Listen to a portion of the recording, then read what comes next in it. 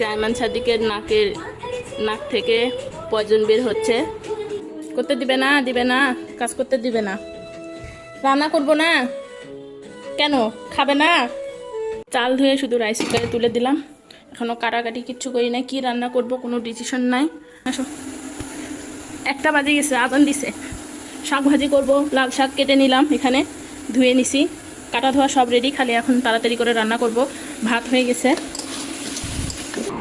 আয়মানের আব্বুর জন্য আমরা অপেক্ষা করতেছি। আয়মানের আব্বু আসলে আমরা খাওয়া দাওয়া করবো।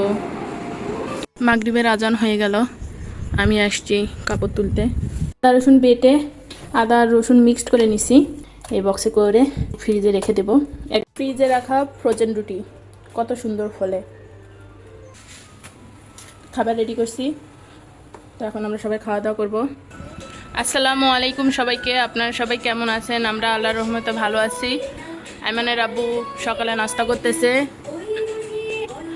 আর এখানে আমরা আয়মান সাদিক আর আমি নাস্তা করব। তো সব নিয়ে আসছি। আজকে আয়মান সাদিকের নাক থেকে পয়জন বের হচ্ছে। আসলে পেকে গেছে, সেজন্য ভিতর থেকে ময়লাটা বের হয়ে যাচ্ছে। মুছতে দিচ্ছে না, পরিষ্কার করে দিচ্ছে না, তাই না? হাত দিতে দিচ্ছে না। ইরফান খিদা লাগছে, একা একা ডিম নিয়ে খাচ্ছে।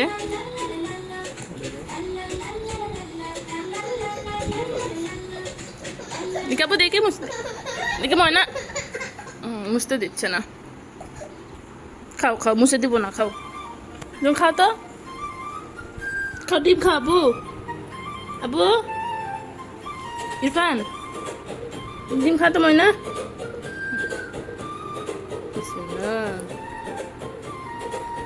তোমার কিছু লাগবে?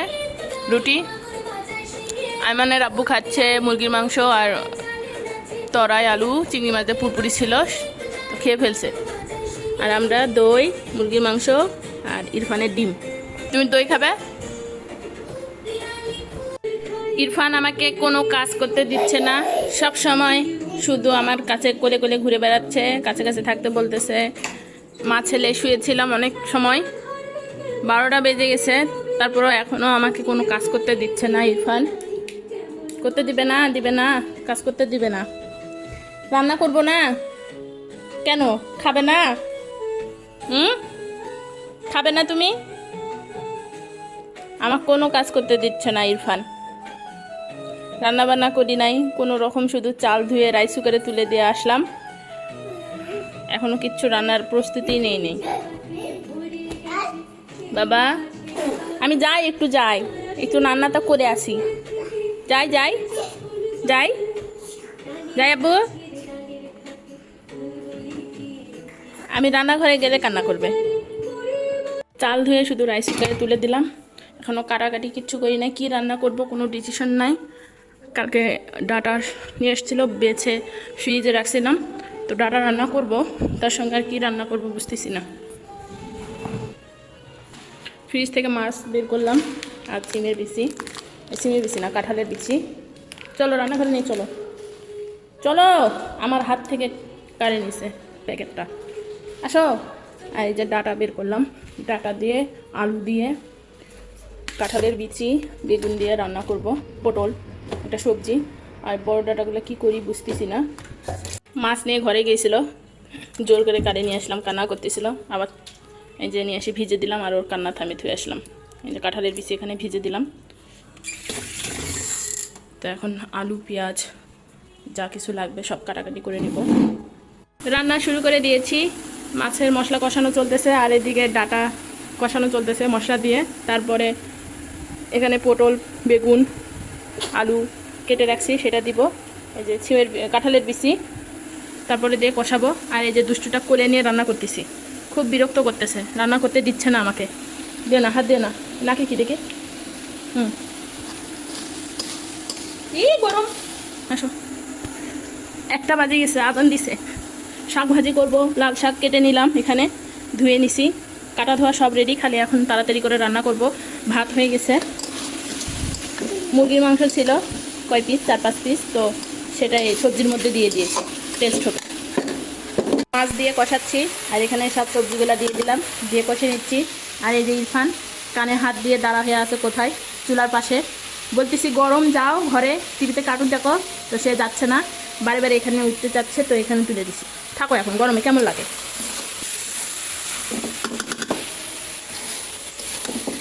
কীভাবে দাঁড়া হয়ে আছে। মাছ রান্না হয়ে গেছে, নামিয়ে নিয়েছি। সবজিটাও শেষের পথে, তো আর হালকা একটু ঝোল টানাবো, বেশি ঝোল রাখবো না। আর শাক ভাজি করতেছি। ইরফান তো কোল থেকে নামতে চাচ্ছিল না, কোনো রকম শুধু বুঝিয়ে রুমের মধ্যে রেখে আসলাম। তারপরে আমি বারে বারে যাচ্ছি আসতেছি। তো এখন শুধু শাক ভাজি করলে আমার রান্নাটা শেষ। রসুন, পেঁয়াজ, কাঁচামরিচ একটু হালকা করে ভেজে নিই, শাকটা ভেজে নেবো আস্তে আস্তে। কালকে লাল শাক নিয়ে আসতে বলছিলাম একটা, ইরফানের জন্যই। পুঁই শাক কাটবো, বাছবো, ফ্রিজে রাখবো। আদা রসুন ছিলবো, বাটতে হবে, আদা রসুন বাটা নাই। আর ডাটা আজকে আর রান্না করার শক্তি নাই, এখন খালি শাক ভাজি করলে রান্নাই শেষ।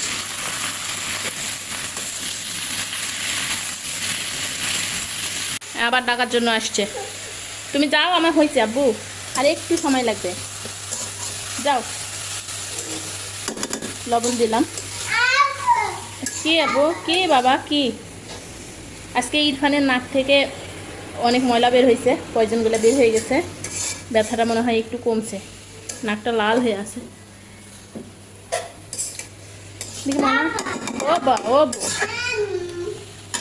ভাজিটা করে নেই বাবা, ভাজিটা করে নেই সোনা।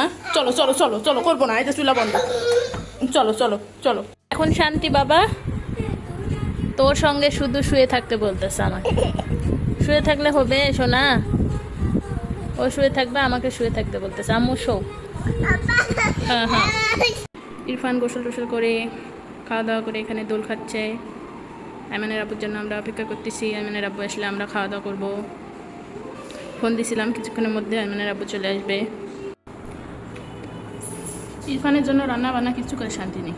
রান্না করতে খারাপ, খালি বলতেছে নিয়ে ডাকে নিয়ে যায়, মানে শুতে বলতেছে খালি বেডের উপর।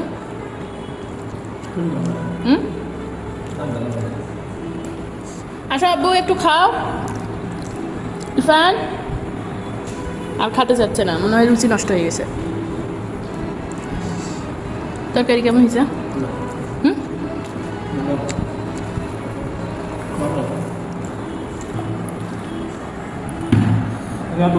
আব্বু আসো খাও। এতক্ষণ খাইলো ইরফান একটু একটু করে। সবজিটা মজা হয়েছে না? শাকভাজিটা করতেই দিচ্ছিল না ইরফান, খালি কোনো রকম একটু আনা করলাম, কলেত নিয়ে নিয়ে তারপরে একসাথে গোসল করলাম।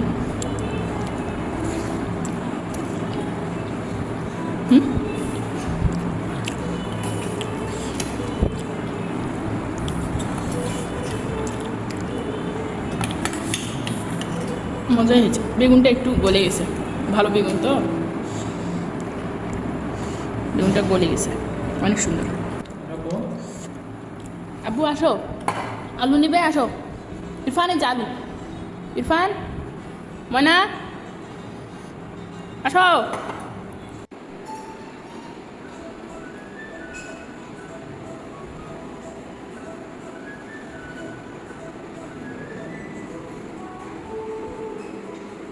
আইমানের আব্বু চলে গেল, আর আইমান সাদিক দোল খাচ্ছে। বুঝতে পারি নাই দোল খাওয়ার মত আছে। দোল খাইতে এমন ভালোবাসতেছে আজকে, আমাকে নড়তে দিচ্ছে না, দোল দিতে বলতেছে। আমি দোল দিতেই আছি।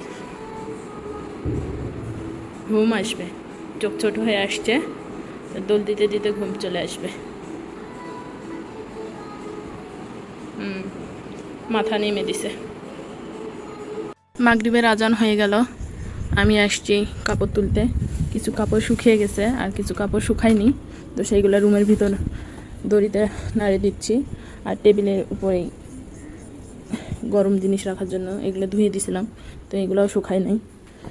আকাশের অবস্থা খারাপ, আর কখন বৃষ্টি আসে না আসে সেজন্য তুলে রাখতেছি সব। কিছু কাপড় শুকিয়ে গেছে, রুমের মধ্যে রেখে আসছি। আমার হাতে কিছু আছে, আর এই যে দড়িতে নেড়ে দিলাম। ইরফান ঘুমিয়ে আছে। যে এখানে কতগুলো কাপড়, ড্রেসিং টেবিল পুরো ভর্তি হয়ে গেছে, সব কাপড় ধোয়া, কিন্তু গোছাইতে পারি নাই। আমার ছেলে ঘুম আসছে, রান্নাঘরে কিছু কাজ আছে, সেগুলো সারবো এখন। পুঁই শাক বাছলাম, ফ্রিজে রেখে দেবো। এখানে রসুন ছিলতেছি, কারেন্ট ছিল না, কারেন্ট আসলো, খাবারের পানি ভরে নিলাম, তাড়াতাড়ি কাজ করার চেষ্টা করতেছি। ইরফানটা ঘুমিয়ে আছে, সোনা পাখিটা এখনও ঘুমিয়ে আছে। এই যে আমার দুষ্টু। কাপড়গুলো ভাঁজ করে নিই, তাড়াতাড়ি আদা রসুনগুলো সিলি, যতক্ষণ ঘুম থেকে উঠে নাই ততক্ষণ পর্যন্ত সিলব। ঘুম থেকে উঠে খেলা করতেছে, আর আমার আদা রসুন ছিল এখনও হয়নি। তো ছেলে ঘুম থেকে ওঠার পর আমি কাপড়গুলো গুছিয়ে নিলাম। ছেলের কাপড় ছেলের ওয়ার্ড্রোবে গুছিয়ে রাখছি, সব আমাদের কাপড় আমাদের ওয়ার্ড্রোবে গুছিয়ে রাখছি, আইমানের আব্বুর কাপড় আইমানের আব্বুর ওয়ার্ড্রোবে গুছিয়ে রাখছি। আর ছেলে খেলাধুলা করতেছে। দেখি যে আমার ইয়া খুলে গেছে, আব্বু বোতাম খুলে গেছে, লাগে দেই, দাও তো, দাও, আসো, লাগে দেই বাবা, আসো। চেয়ার নিয়ে খেলা করতেছে, ফেলে দিচ্ছে, তুলতেছে, আছাড় মারতেছে। উনি আমার হিরো, হিরো শার্টের কোটির বাতাম খুলে ফেলছো, হিরো হয়ে গেছে একবারে। আব্বু আব্বু তোমাকে হিরো হিরো লাগতেছে, আম্মুর হিরো। আম্মুর হিরো তুমি। সোনা পাখি ঘুরতেছে। আসলে গরম, বাচ্চা কাপড় গায়ে ধুতে পারতেছে না, সব খুলে ফেলতেছে। জামাটা একটু ছোট ছোট, এটা হচ্ছে সামনের বছরের গরমের। নাকের জন্য গেঞ্জি পরতেছে না, তাই আমি এইগুলা বের করে দিলাম যে পরো বাসায় পাতলা। চেয়ারের সঙ্গে খেলা করতেছে, তা আমি একটু চেষ্টা করবো আদা রসুনগুলো ছেঁড়া যায় নাকি। এখন কাজগুলো না সারলে কাজগুলো সারবে, নষ্ট হয়ে যাবে জিনিসগুলা, জন্য সেরে নেওয়ার চেষ্টা করতেছি। সব আদা রসুনগুলো সব ছিলা হয়ে গেছে, ভালো করে ধুয়ে নিয়েছি। 2 কেজি রসুন, 2 কেজি আদা। আর এখন আমি আদা রসুনগুলো পেস্ট করে নিব, সেজন্য এখানে ব্লেন্ডার বের করে নিলাম। তো আমি সবসময় আদা রসুন মিক্সড করে ফ্রিজে রাখি, আলাদা আলাদা রাখি না। আর এর মধ্যে আইমানের আব্বু চলে আসছে, বাজে 10:30। এই যে এখানে বাবা ছেলে খেলাধুলা করতেছে। তো এখন আমি পেস্টটা করে নিব।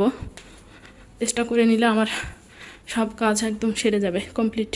আদা রসুনগুলো সিলছি, আমার ছেলে একটুকু বিরক্ত করেনি আমার বাচ্চা এত বুদ্ধি। যদি বলতেছি বাবা ডিস্টার্ব করো না, একটু সময় দাও, আর অল্প একটু, তারপর আম্মু তোমাকে নিবে, বুঝতেছে, কথা বুঝতেছে আমার। আলহামদুলিল্লাহ, লক্ষ্মী বাচ্চা আইমান সাদিক। সবাই আমার বাচ্চার জন্য দোয়া করবেন। আদা রসুন বেটে আদা রসুন মিক্সড করে নিছি। এখানে কত সুন্দর সবুজ সবুজ কালার দেখা যাচ্ছে, কিন্তু ক্যামেরাতে কেন জানি সাদা সাদা কালার দেখা যাচ্ছে।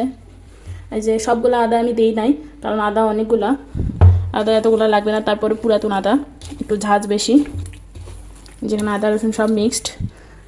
আর 1/2 কেজির একটু বেশি আমি আদা রাখছি। পুরোপুরি 2 কেজি রসুনে 1.5 কেজি আদা দিলে হয়ে যায়।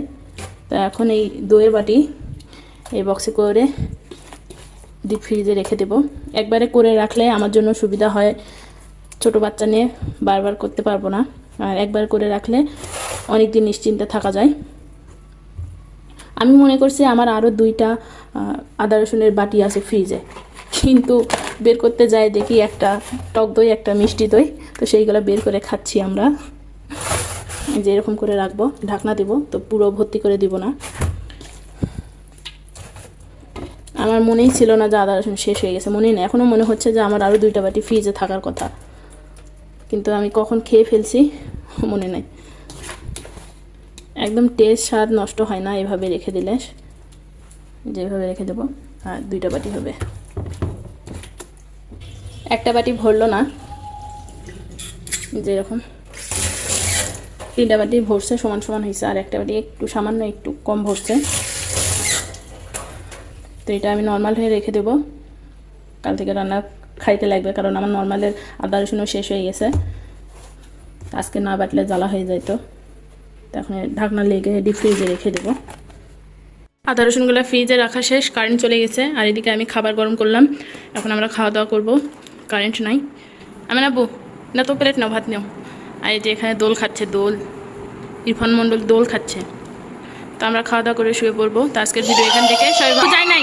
হ্যাঁ আপু যায়নি, দাও তো ওকে দোল দাও তো। আচ্ছা দোল দিবে দিবে দিবে, বাবা দোল দিবে। বাবা দোল দিচ্ছে না কেন, সেজন্য এরকম করতেছে, ই করতেছে। তো সবাই ভালো থাকবেন, সুস্থ থাকবেন, আমাদের জন্য দোয়া করবেন। আল্লাহ হাফেজ। আইমান আব্বু, আইমান আব্বু আল্লাহ হাফেজ দাও, আল্লাহ হাফেজ দাও, আল্লাহ হাফেজ, আল্লাহ হাফেজ দাও। তবু দোল খাওয়া ব্যস্ত, যে আমাদের খাবার, এখন আমরা খাওয়া দাওয়া করবো।